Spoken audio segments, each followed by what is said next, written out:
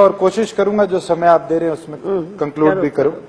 एक बड़ा अहम मुद्दा है और मुझे लगता है 3 साल मुझे इस सदन में हो गए, हर सेशन में इस अहम मुद्दे पर हम चर्चा करते हैं और पिछले 60 सालों से हमेशा इस मुद्दे पर ही चर्चा हुई कि किस तरीके से किसान को समृद्ध किया जाए। सरकार भी प्रयास कर रही है, हम भी जगाने का काम करते हैं, मगर किसान समृद्ध जब होगा जब इस देश की पॉलिसी मेकिंग जो जगह है वहां पर किसान आकर बैठे।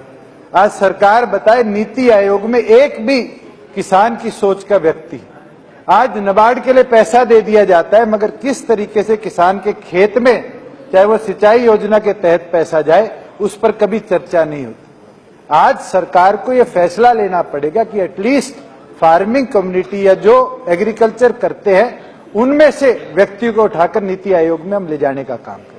आज फसल बीमा योजना बना दी गई, माननीय मंत्री जी ने पिछले सदन में जब इस पर चर्चा थी बड़ी गंभीर तरीके से इस चीज का जवाब भी दिया था।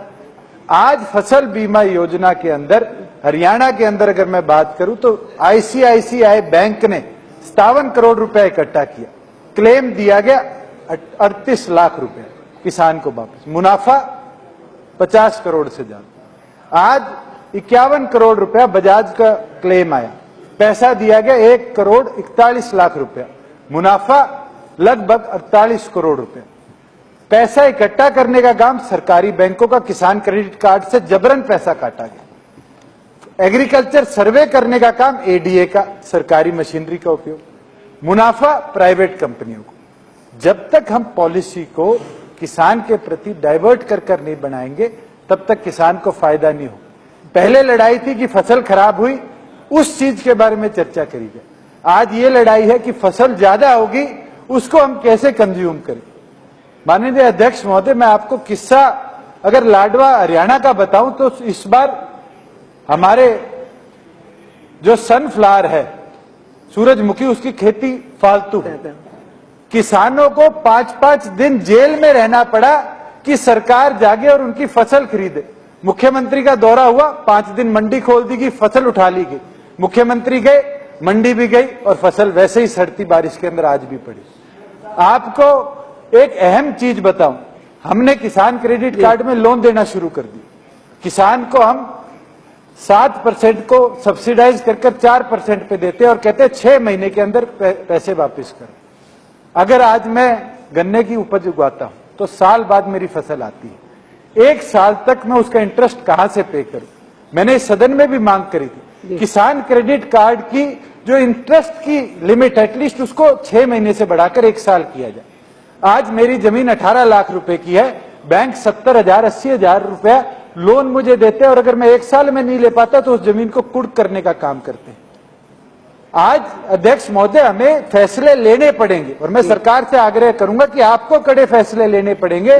हम हर सेशन में इसी तरह किसान की चर्चा करेंगे। एक एग्जाम्पल दूंगा, इस बार आलू की अध्यक्ष महोदय सरकार को बताना भी ठीक है, इस बार आलू की जो उपज थी वो फालतू हुई। किसान खेत से आलू ले जाने लगा, मंडी में भाव लगा 20 पैसे किलो, निकालने का 1.5 रुपया, बेचने का 20 पैसे, किसान की जेब से 1 रुपया 30 पैसा लगे। हम कैसे उस किसान को समृद्ध कर सकते हैं।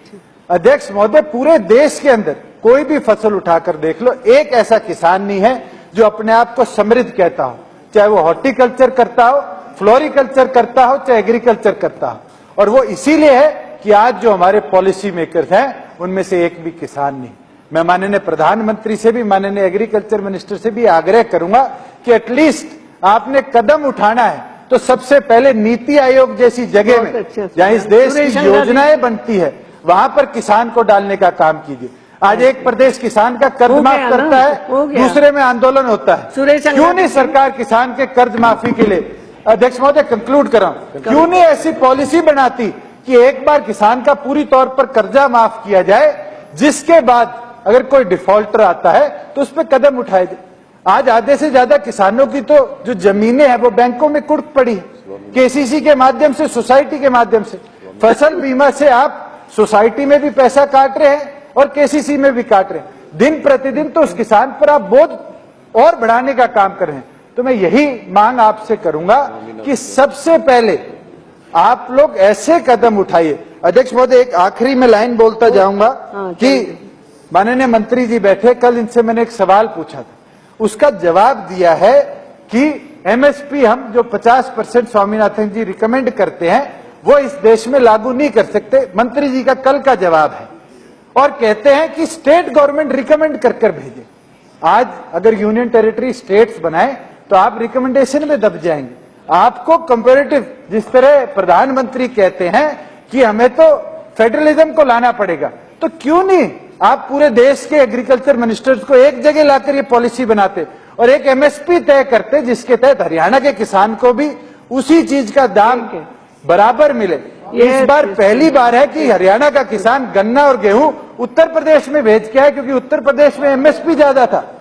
पहली बार हुआ है अध्यक्ष महोदय, इसलिए हुआ है क्योंकि हरियाणा प्रदेश की सरकार ने किसान के प्रति कोई कदम नहीं उठाया। इसलिए आपसे आग्रह करूंगा, अगर फेडरलिज्म की बात करी जाती है तो पूरे जिस तरह जीएसटी लागू करने के लिए हमने सारे देश के फाइनेंस मिनिस्टर्स को एक किया, उसी तरीके से क्यों नहीं किसान की बात के लिए हम सारे देश के एग्रीकल्चर मिनिस्टर को एक पोडियम पर लाए और एक ऐसा आयोग बनाए कि किसान मजबूती से अपनी बात रख पाए और उस किसान की चर्चा इस सदन से पहले उस जीएसटी काउंसिल की तरह एग्रीकल्चर काउंसिल में हमारा किसान रख के आने का काम करे। आपने मुझे बोलने का मौका दिया, आपका बहुत बहुत धन्यवाद। अध्यक्ष महोदय, बहुत बहुत